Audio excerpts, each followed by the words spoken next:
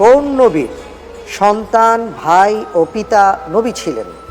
ক দাউদ আলাইহিস সালাম, খ সুলাইমান আলাইহিস সালাম, গ ইসহাক আলাইহিস সালাম, ঘ ইসমাঈল আলাইহিস সালাম।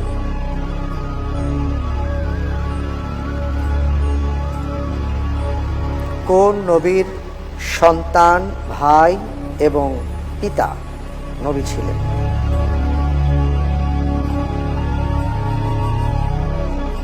বেশি সময় নেওয়া যাবে না।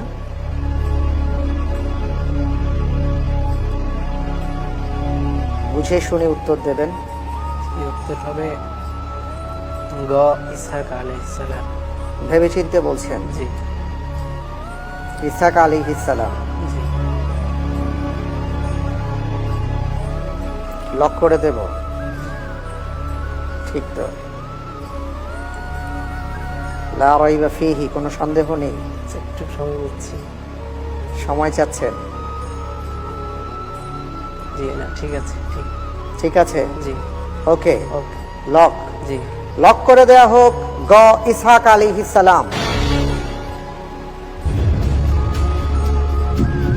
আপনি এবার যে উত্তরটি দিলেন,